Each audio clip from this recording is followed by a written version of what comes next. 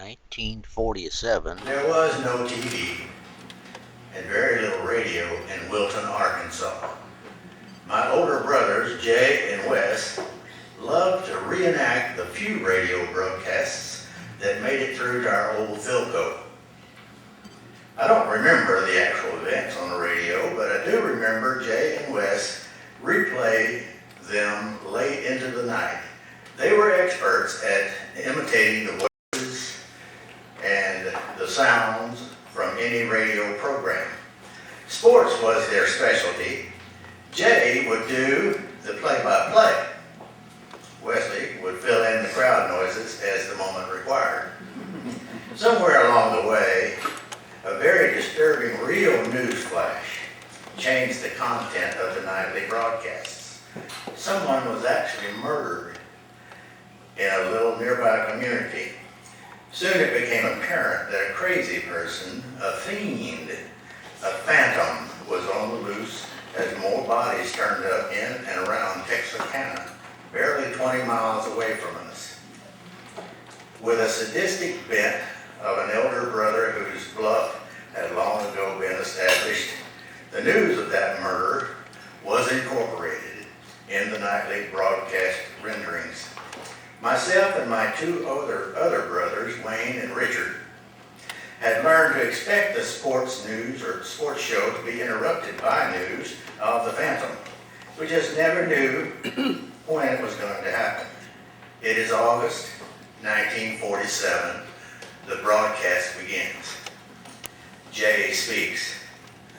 Ladies and gentlemen, in this corner, weighing 214 3/4 pounds, the challenger from Ubabawanda, New Mexico. If Jay didn't know the facts, he made them up to fit the story.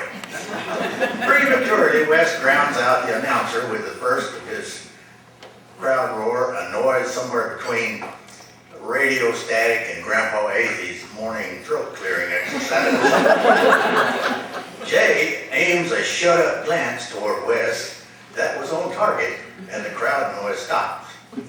Jay, of course, never breaks verbal stride as he continues his introduction. And in this corner, weighing 212 pounds, Jay takes on the sound of a revival preacher. The heavyweight champion of the world, wearing his favorite colored trunks taken from the flag of his home state of. At this point, the sound man can no longer contain himself. Once again, drowns out the announcer with a series of ear-piercing whistles, claps, and bird calls. It is just as well because Jay has momentarily forgotten the name of the champ and is stalling until his memory returns or providence prevails. Nearly losing his place in the program, Jay stumbles, then continues. Well, the referee has given the fighters their instructions. They are now returning to their respective corners. The champ, Jay shies away again from the name, still having memory trouble, seems unusually tight tonight. Wouldn't you say, Wes? And Jay points his folded sock microphone to Wes. Never having been asked to speak before, Wes responds with wide-eyed silence. As Wes stammers to answer the already forgotten question, Jay has a moment to devise a scheme to further deviate from the script. Jay retrieves the microphone from Wes, who continues babbling on in unintelligible monosyllables.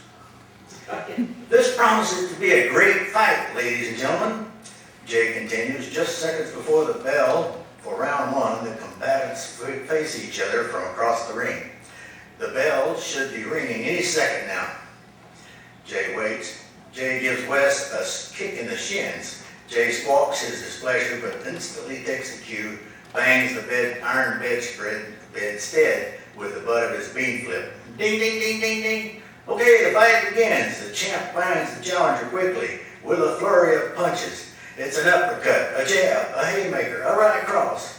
Jay completely exhausts all this fight jargon in seconds. The audience, myself, Wayne, and Richard, sit up in bed and get excited as if there was a real fight happening right there in front of us. Wes, beside himself, trying to make the sound effects as vivid and consequential as Jay's commentary. Suddenly, without warning, Jay changes his voice to that of a news reporter and scares us all with one word: flash. We interrupt this program to bring you this update on the story just unfolding in the little southwest town of Wilton, Arkansas, population 286. Hearing your hometown mentioned in a radio broadcast is pretty heady stuff. Never mind for the moment that it's all make-believe. Jay has our attention as he continues. A killer is on the loose. A murderer called the Phantom by police locally is going around killing people without their consent. Jay tries to make a killer as evil as possible, and who is more evil than someone doing things without permission? The Phantom was last seen on the outskirts of Wilton, Arkansas, about dark tonight. Residents are advised to be on the lookout for a hairy man, about 6 foot tall, weighing 200 pounds. Wayne and Richard are hugging each other for support. I, on the other hand, am busying myself with an unscheduled corner-to-corner inspection of the inside of the bed covers. It is at this precise moment that Jay falls silent. Wes, who is totally confused with the abrupt transition to the news flash, is not sure whether he should do a crowd roar or ring the bell, so he breaks his own silence. "What'd you stop for, Jay?" "Shush up," says Jay. "Shush up. There's somebody outside. Go get Daddy." "Not me, I'm not going there with him." "Oh, go on, Wes, you baby chicken." Jay continues in a desperate whisper. "I tell you, there's somebody out there. Go get Daddy." Unwillingly, with all the courage he could muster, Wes slides out of bed and starts the long, scary crawl to the other end of the house. He is barely to the door when he hears Jay's unmistakable snicker. Realizing he's been had, Wes stands up and marches proudly back to bed. His only retort is a chewed up and spit out couple of words that sounded something like doodle doodle. Jay resumes the fight commentary, and Wes, who could never stay mad long, joins in again with enthusiastic background sounds. Suddenly, Jay stops again. Very suspicious, Wes says, "Hey, what are you trying to pull this time?" Jay quiets him with a hand over his mouth. "There really is someone out there this time. Go get Daddy." "I'd have thought grab a brick, ain't it?" says Wes. "Huh?" Jay asks as he removes his hand slowly. "I said, I ain't thought of that old trick again." Jay doesn't argue with Wes. He just points and says, "Listen." All is quiet. Then a faint, crunching, crackling, unknown sound comes from near the window next to the bed on Jay's side. The pillow that replaced the broken pane is under attack. "Go, Wes, go get Daddy. There's really somebody out there." Jay tries to whisper as forcefully as he can without drawing too much attention to the intruder. "Oh no," says Wes, "it's the Phantom. I'm not going anywhere."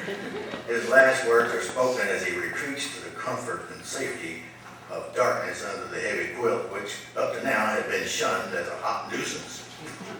Jay speaks quietly to himself. "Well, I can't get past the window to go get help, so I guess it's either me or the Phantom." He delays momentarily, hoping for a miracle. Divine intervention would certainly be welcome at this point. He hears even more noise as the creature or Phantom or whatever it is decides to come in through that pillow-stuffed window. Someone is actually removing the pillow from the outside. Jay's heart races. Oh Lord, he's coming in, the Phantom Killer. He's here, he's breaking into our house. "Well, it's either him or me, Jay repeats. Then he tries to recall the most devastating punch he's ever described in all of his broadcasts. The sound man looks like a robber himself as he peers out from under the edge of his protective quilt. Jay raises up in bed, positions himself to deliver the Texas scissors, tail right cross combo. Jay polls the room one more time for other possible volunteers. "Wayne, would you go get Daddy?" No, said Lyndon, a little too loudly. Richard? No, says Richard. Lyndon? That's what they call me. How about you? Jay whispers. Running out of brothers, all I could manage to say is, I'm too scared. And I return to my safe room under the covers. Jay turns to Wes one last time without speaking. Wes is not going for Daddy, and he answers silently with an impression of a mad dog as he takes in another mouthful of quilt and shakes his head vigorously. The noises at the window continue, and the tension mounts.